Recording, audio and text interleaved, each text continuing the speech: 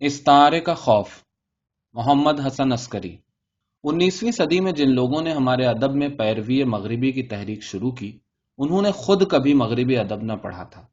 دوسروں سے ترجمہ کرا کے سنا تو ادب سے نہیں، چند خیالات سے آگاہی حاصل ہوئی۔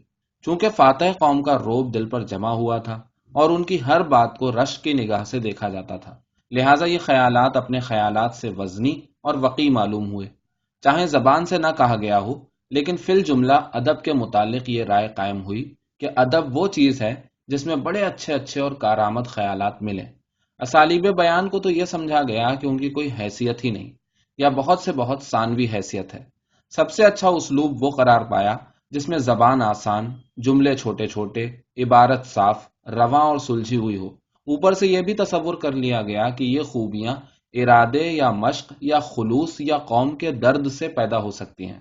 وہ جو فرائیڈ نے کہا ہے کہ اسلوب لکھنے والے کی سوانح عمری ہوتا ہے، تو ایسی بات ہمارے مصلحین کے ذہن میں بھی نہیں آ سکتی تھی، بلکہ اگر انہیں بتائی بھی جاتی ہے تو ان کی سمجھ میں نہ آتی اور نہ ان کے لیے قابل قبول ہوتی۔ پھر ان دنوں افادیت پرستی اور اقلیت کا بھی بڑا چرچا تھا۔ سر سید اور ان کے ساتھی اپنا پورا زور اس بات پر صرف کر رہے تھے کہ اسلام کے احکام مبنی بر عقل اور دنیاوی زندگی کے لیے بڑے کارآمد ہیں۔ انسان کی فطرت میں جو بے عقلی ہے وہ کدھر جائے گی، اس کی انہیں ذرا بھی فکر نہ تھی۔ جب لوگوں نے قرآن شریف کو ڈیل کارنیگی کا ہدایت نامہ بنا کے رکھ دیا تو ادب تو بیچارہ پھر بھی رانڈ کا جوائی ہے، اس کی تو جو چاہے گد بنائی ہے۔ چنانچہ ادب میں بھی ایک نئی شریعت نافذ ہوئی اور ادب سے 3 خاص مطالبے کیے گئے۔ ایک، ادب اثر انگیز ہو، یعنی جذبات کو بدیہی طور پر اور فی الفور حرکت میں لائے۔ 2، اصلیت پر مبنی اور عقل کے دائرے میں بند ہو۔ 3، مفید اور کارآمد خیالات پیش کرے۔ ان اصولوں کی چھلنی میں فارسی اور اردو کا پرانا ادب چھانا گیا تو بڑا کرکرا نکلا۔ اور تو اور بیچارے سادہ دل مولانا حالی جو اپنے منہ سے کہہ گئے ہیں سخت مشکل ہے شیوہ تسلیم، ہم بھی آخر کو جی چرانے لگے۔ ان تک کو یہ شکایت پیدا ہوئی کہ ہمارے ادب کا بہت بڑا حصہ جذبات سے خالی ہے۔ اگر یہ ادب جذبات سے خالی ہے تو کیوں؟ اس میں جذبات کی جگہ اور کیا ہے؟ جذبات کی کمی کے باوجود یہ ادب واقعی ادب ہے یا نہیں؟ ان سوالوں پر حالی کی نسل نے کبھی غور نہیں کیا۔ جو سوال مسٹر میکالے کے ذہن میں نہیں پیدا ہو سکا، وہ ان بیچاروں کے ذہن میں کہاں سے آتا؟ حالی نے اپنی حدوں کے اندر بڑے غضب کی شاعری کی ہے، لیکن ان کی شخصیت اتنی ٹھٹھری ہوئی تھی کہ وہ کئی طرح کی شاعری سے قطعاً بے نیاز تھے۔ جذبات کے تو وہ ضرور قائل تھے، لیکن جذب سے بیچارے مولانا حالی اتنے ڈرتے تھے کہ اپنی عقل کو بھی تھوڑی سی ڈھیل دینے کی ہمت نہ کر سکتے تھے۔ روکھے پن کی مثال میں انہوں نے شاہ نصیر کا یہ شعر پیش کیا ہے: چرائی چادر مہتاب شب میکش نے جیجوں پر، کٹورا صبح دوڑانے لگا خورشید گردوں پر۔ ان کے نزدیک یہ شعر نہیں چیستہ ہے، گویا چیستہ میں شعریت نہیں ہو سکتی۔ آخر ذہن کو جذبات سے الگ کر کے محض کھیل کی خاطر اشیاء اور خیالات سے کھیلنے میں بھی تو ایک لطف ہے، لیکن چونکہ اس میں نہ تو جذباتی آسودگی ملتی ہے، نہ یہ حرکت قوم کی فلاح و بہبود کا سامان مہیا کرتی ہے، اس لیے مولانا ایسے لطف سے 12 پتھر الگ رہتے تھے۔ قوم کے انحطاط کے احساس اور اصلاح کی فکر نے انہیں اور ان جیسے لوگوں کو اور بھی مار رکھا۔ قصہ مختصر، پرانی نظم و نثر میں انہیں جو خرابیاں نظر آئی تھی اس کی اور کوئی وجہ تو سمجھ میں نہ آئی، بس ایک بات سوجھی کہ ہمارے ادب میں ثنائے بدائے کی بھرمار ہے، دور ازکار تشبیہوں اور استعاروں کی ریل پیل ہے، اس لیے ہمارا ادب مغربی ادب سے کمتر درجے کا ہے۔ ایک طرف تو حالی نے ایسا شعر کہا ہے: ایک عمر چاہیے کہ گوارا ہو نیش عشق، رکھی ہے آج لذت زخم جگر کہاں۔ دوسری طرف تنقید بازی کے چکر میں آ کے استعارے کی تعریف ایسے الفاظ میں کی ہے کہ آدمی خواہ مخواہ بھڑک جائے۔ ان کے نزدیک استعارے کے 3 فائدے ہیں: ایک، اس کے ذریعے لمبی چوڑی بات مختصر الفاظ میں ہو سکتی ہے۔ 2، روکھا پھیکا مضمون آب و تاب کے ساتھ بیان ہو سکتا ہے۔ بعض جذبات و خیالات کے اظہار میں اصل زبان کا قافیہ تنگ ہو جاتا ہے اور معمولی زبان رو دیتی ہے، ایسی جگہ استعارہ شعر میں لطف اور اثر پیدا کر دیتا ہے۔ اوپر سے حالی نے تنبیہ کی ہے کہ اگر استعارہ بعید از فہم ہوا تو شعریت زائل ہو جاتی ہے۔ حالی کی اس ساری بحث کا خلاصہ یہ ہے کہ اصل زبان الگ چیز ہے، استعارہ الگ چیز۔ یوں کام تو بغیر استعارے کے بھی چل سکتا ہے، لیکن یہ ہے کارآمد۔ کیونکہ اس سے روکھی پھیکی بات مزیدار بن جاتی ہے۔ بس شرط یہ ہے کہ آدمی عقل کے دائرے سے نہ نکلے۔ کیوں صاحب؟ اگر ہم کوئی ایسا تجربہ بیان کرنا چاہیں جو ماورائے عقل یا انسانی ہستی کے حیاتیاتی عمل سے متعلق ہو تو پھر کیا کریں؟ مثلاً بے دل کا پٹا پٹایا مصرع ہے کہ قیامتی کے نمی رسی ز کنار ماں بکنار ماں۔ پتہ نہیں اس میں استعارہ ہے بھی یا نہیں۔ بہرحال جو چیز بھی ہے، کیا وہ عقل و فہم سے نزدیک ہے؟ کیا فہم سے بعید ہو کر یہ شعر چیستہ بن گیا ہے؟ اگر حالی کو ادب میں ایک علی گڑھ کھولنے کی اتنی فکر نہ ہوتی تو خود اپنے ادب میں انہیں ایسی چیزیں مل جاتی جن پر غور کرنے سے وہ استعارے کی ماہیت سمجھ سکتے تھے۔ بہرحال ان جیسے نقادوں کی تنگ نظرانہ عقل پرستی اور احتیاط پسندی نے اردو والوں کے دل میں استعارے کا خوف پیدا کر دیا۔ اس قسم کی پیروی مغربی کی پگڈنڈی پر چلتے چلتے آخر ایک دن ایسا بھی آیا کہ ہمارے ایک نقاد نے مثلاً اس شعر کو مہمل قرار دیا: گئے وہ دن کہ تھا شور انادل صحن گلشن میں، خزاں کا وقت ہے بیٹھے ہوئے کوے اڑاتے ہیں۔ حالی خود کتنے ہی اچھے شاعر کیوں نہ ہوں اور ایک خاص طرح کے شعروں کی کتنی ہی اچھی تمیز کیوں نہ رکھتے ہوں، لیکن اس کور ذوقی کا آغاز انہی سے ہوا۔ یہ خالی خولی ادب کا مسئلہ بھی نہیں۔ جو شخص یا جو جماعت استعارے سے ڈرتی ہے وہ دراصل زندگی کے مظاہر اور زندگی کی قوتوں سے ڈرتی ہے، جینے سے گھبراتی ہے۔ حالی میں تو پھر بھی اتنی ہمت تھی کہ یہ اعتراف کر گئے: ہم کو بہار میں بھی سرے گلستہ نہ تھا، یعنی خزاں سے پہلے دل شادماں نہ تھا۔ ان کے بعد آنے والے تو زندگی کا نام لے لے کر زندگی سے بھاگتے رہے۔ جیسا کہ میں نے اوپر کہا، حالی کی بنیادی غلطی یہ تھی کہ انہوں نے استعارے کو اصل زبان سے الگ سمجھا۔ غالباً اصل زبان کی اصطلاح سے ان کی مراد یہ تھی کہ زبان بے نفس ہی ان جذبات اور خیالات کے اظہار کے لیے وجود میں آئی ہے جن پر ہمارے شعوری ذہن کو پوری قدرت حاصل ہو۔ لیکن نہ تو شعور ذہن انسانی وجود کا سب سے بنیادی اور ابتدائی جز ہے، نہ اس کے ذرائع اظہار محض زبان تک محدود ہیں۔ انسان نہ تو خالی روح ہے نہ خالی ذہن، ان سب سے پہلے وہ حیاتیاتی نظام ہے۔ پھر ذریعہ اظہار کی حیثیت سے زبان ہماری اجتماعی اور انفرادی ارتقاء میں ایک ثانوی درجہ رکھتی ہے اور نشو و نما کی کئی منزلیں طے کرنے کے بعد حاصل ہوتی ہے۔ بچہ اپنے تجربات کا اظہار سب سے پہلے جسمانی حرکتوں کے ذریعے کرتا ہے، اور جب بولنا سیکھتا ہے اس وقت بھی اس کے تجربات عقلی یا ذہنی نہیں ہوتے بلکہ جبلی۔ چنانچہ انسان کی اجتماعی اور انفرادی زندگی میں زبان کو سب سے پہلے جن تجربات سے سلٹنا پڑتا ہے وہ قوموں کے عروج اور زوال کے فلسفے نہیں ہوتے بلکہ جسمانی حقیقتیں اور جبلتوں کی آویزش۔ مورخ، مصلح قوم، فلسفی بننے کے بعد اور فلسفیانہ سے فلسفیانہ بات کرتے ہوئے بھی آدمی انہی جبلی قوتوں سے کشمکش میں گرفتار رہتا ہے، چاہے اسے شعوری طور پر یہ بات معلوم ہو یا نہ ہو۔ اپنے ذہن کے ذریعے آدمی جبلتوں سے بھاگنا چاہتا ہے، لیکن ذہن کی کمی گاہ میں خود جبلت چھپی ہوئی بیٹھی رہتی ہے۔ غرض ہم زبان سے جو فقرہ بھی کہیں اس میں بھولا ہوا یا زبردستی بھلایا ہوا تجربہ اور پوری عمر کا تجربہ پوشیدہ ہوتا ہے، یعنی ہمارا ایک ایک فقرہ استعارہ ہوتا ہے۔ استعارے سے الگ اصل زبان کوئی چیز نہیں، کیونکہ زبان خود استعارہ ہے۔ چونکہ زبان اندرونی تجربے اور خارجی اشیاء کے درمیان مناسبت اور مطابقت ڈھونڈنے یا خارجی اشیاء کو اندرونی تجربے کا قائم مقام بنانے کی کوشش سے پیدا ہوتی ہے، اس لیے تقریباً ہر لفظ ہی ایک مردہ استعارہ ہے۔ اصل زبان یہی ہے۔ یہاں آپ اعتراض کریں گے کہ اگر ہر لفظ استعارہ ہے تو پھر الگ سے استعارے کی بحث ہی بیکار ہے، یا یہ کہیں گے کہ جن استعاروں کا مطلب صرف ماہر نفسیات سمجھ سکیں ان سے ادب کے طالب علموں کو کیا سروکار۔ ہمیں تو ان استعاروں سے غرض ہے جنہیں ہم بھی استعارہ سمجھیں، یعنی وہ استعارہ جنہیں شاعر یا نثر نگار انفرادی طور سے تخلیق کرتا ہے۔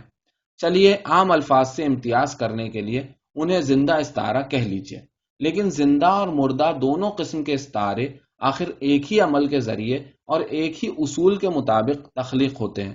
استعارے کی پیدائش کا عمل وہی ہے جو خواب کی پیدائش کا۔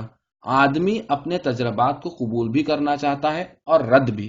ان دو رجحانات میں سمجھوتے سے صورت نکلتی ہے کہ تجربہ براہ راست تو ظاہر نہیں ہوتا، ہو بھی نہیں سکتا، اس کے بجائے کوئی خارجی چیز تجربے کی قائم مقام بن جاتی ہے۔ اس عمل کے ذریعے چاہے خواب وجود میں آئے چاہے استعارہ، اس میں ہمارے شعور، ذاتی شعور، اجتماعی لاشعور، احساس، جذبے اور خیال کے ساتھ ساتھ ہمارے گرد و پیش کا وہ حصہ بھی شامل ہوگا جو ہم نے اپنے اندر جذب کر لیا ہے۔ لہٰذا اس تارے کی تخلیق کے لیے آدمی میں دو طرح کی ہمت ہونی چاہیے، ایک تو اپنے لاشعور سے آنکھیں چار کرنے کی، دوسرے اپنی خودی کی کوٹری سے نکل کر گرد و پیش سے ربط قائم کرنے کی۔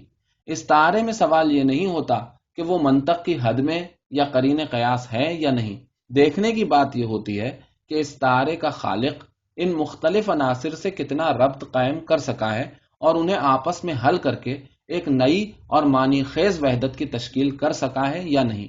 یہ روکھے پھیکے مضمون کو مزیدار بنانے کا معاملہ نہیں، بلکہ اصل اظہاریہ ہے میرے خیال میں۔ یہاں نظم اور نثر کی تفریق بھی جائز نہیں۔ فلوبیر اور جوائس کے بعد تنقید ان دونوں چیزوں کو الگ الگ نہیں رکھ سکتی۔ آدمی چاہے نظم لکھ رہا ہو چاہے نثر، لیکن اگر وہ تخلیق کرنا چاہتا ہے تو اندرونی دنیا اور بیرونی دنیا دونوں کو قبول کیے بغیر اور ان دونوں کو آپس میں سموئے بغیر چارہ نہیں، اور اس کا نتیجہ ہوتا ہے استعارے کی پیدائش۔ استعارہ تو انسانی تجربے کی نسلوں میں سے رشتہ ہے، یہ عقل وقل کی بات نہیں۔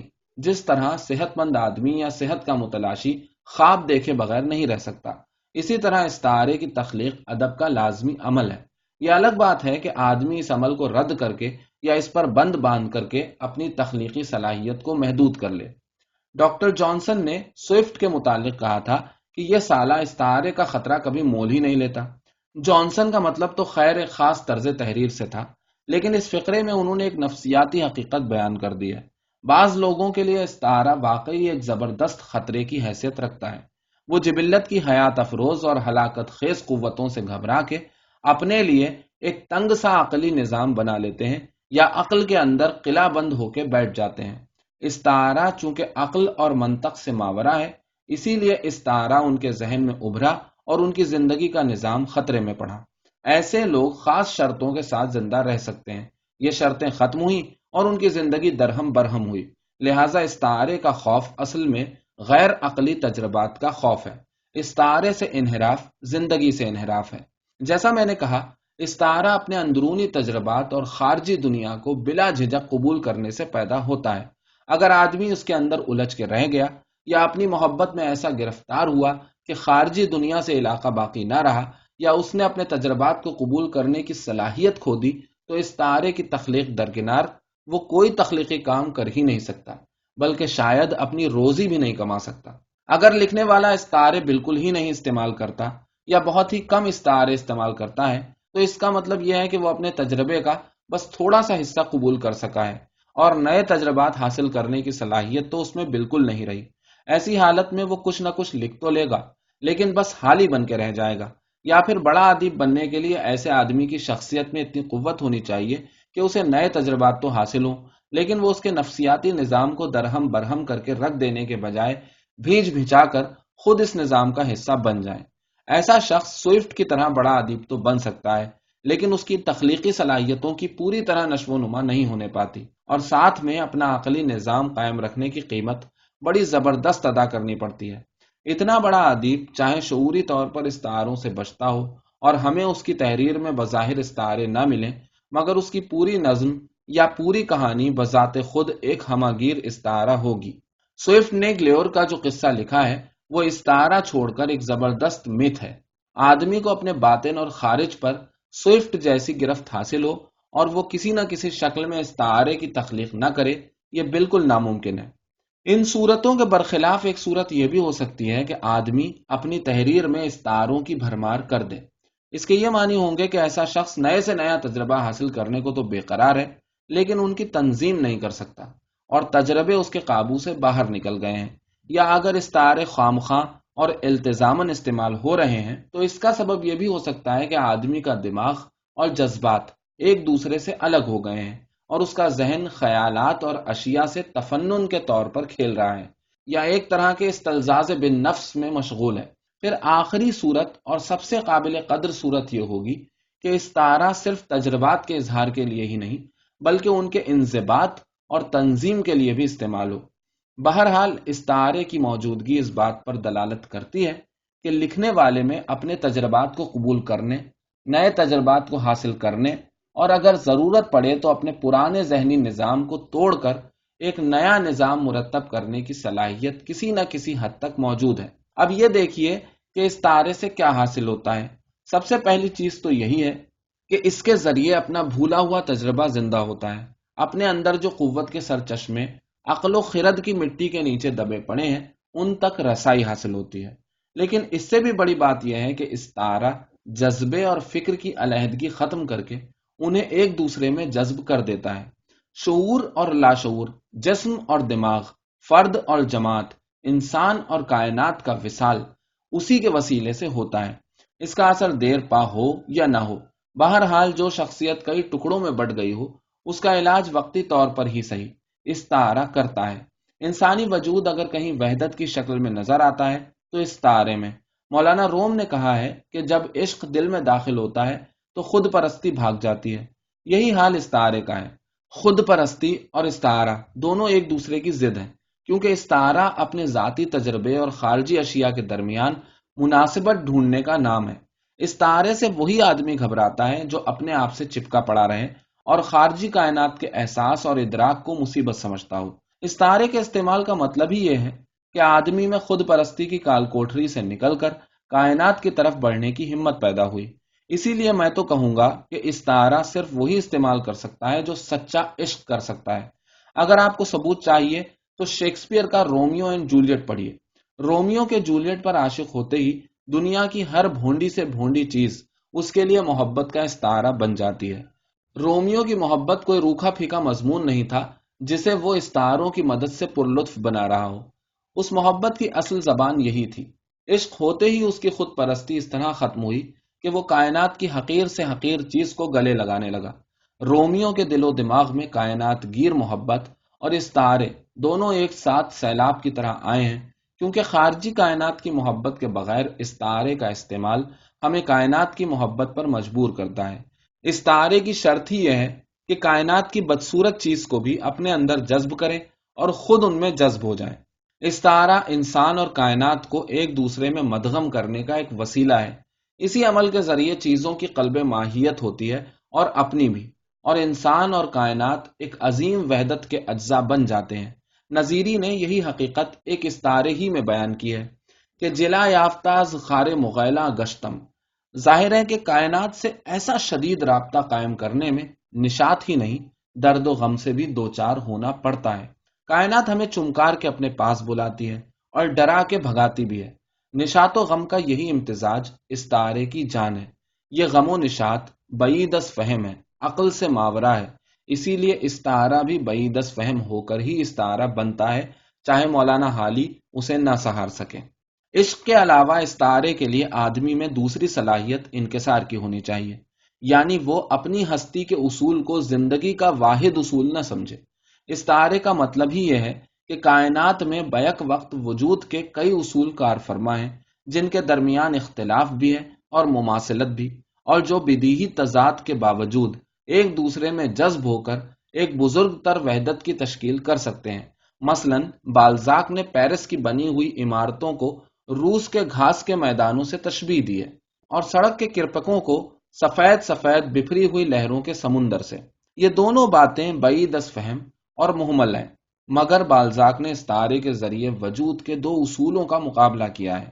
ایک طرف تو فطرت ہے، دوسری طرف شہر کی مصنوعی زندگی۔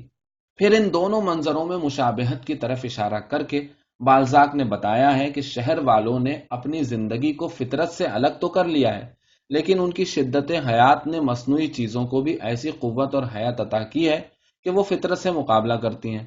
ایک اور معنی اس میں یہ نکلتے ہیں کہ چاہے انسان اپنے لیے ایک غیر فطری ماحول ہی کیوں نہ تیار کر لے، مگر انسانی روح اس کی تفسیر بھی فطرت کی اصطلاح میں کر کے اس غیر فطری ماحول کو بھی پھر فطرت میں غرق کر دے گی۔ اب مولانا حالی بتائیں کہ یہ ساری باتیں اصل زبان میں کس طرح کہی جا سکتی ہیں۔ چلتے چلاتے ایک اور مثال دیکھیے۔ پراؤسٹ نے ہوٹل کے میز پوشوں کو قربان گاہ کے غلافوں سے تشبیہ دی ہے جن پر ڈوبتے ہوئے سورج کی روشنی پڑ رہی ہے۔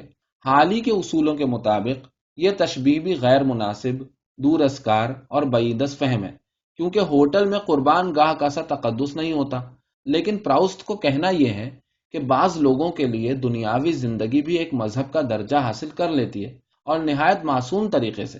مذہب کی طرح یہ بھی ایک اصول حیات ہے اور اسی لیے قابل احترام۔ پھر جس طرح مذہب قربانیاں چاہتا ہے، اسی طرح دنیاوی شائستگی بھی بڑی بڑی قربانیاں وصول کر لیتی ہے۔ ایسے واقعات سے پراؤسٹ کا ناول بھرا پڑا ہے۔ چنانچہ یہ استعارہ ایک طرف تو تربیہ ہے، دوسری طرف حزنیہ۔ اس ایک استعارے میں پراؤسٹ نے اپنا پورا ناول بھر دیا ہے، وجود کے اتنے متضاد اصولوں اور قوتوں کو یکجا کر کے ان کی نوعیت بدل دینا صرف استعارے کا کام ہے۔ پھر میں نے کیا برا کہا جو لوگ استعارے سے جھجکتے ہیں، وہ دراصل زندگی کی قوتوں سے ڈرتے ہیں، چونکہ ان میں تجربے کی نئی نئی حقیقتوں کو اپنے اندر جذب کرنے کی ہمت نہیں ہوتی، اس لیے وہ ہر قسم کی غیر منطقی باتوں کی طرف سے خطرہ محسوس کرتے ہیں، اور استعارہ تو لازمی طور پر اپنے ساتھ غیر منطقی اور بعید از فہم تجربات کھینچ کے لاتا ہے، لہذا استعارہ واقعی ڈرنے کی چیز ہے۔ خیر، ایک آدھ لکھنے والا استعارے سے ڈرتا ہے تو ڈرا کرے، لیکن اگر 100 سال تک ادیبوں کی نسلیں استعارے سے لرزتی رہیں تو اس سے کیا نتیجہ برآمد ہوتا ہے؟ اب ہر بات مجھی سے نہ کہلوائیے۔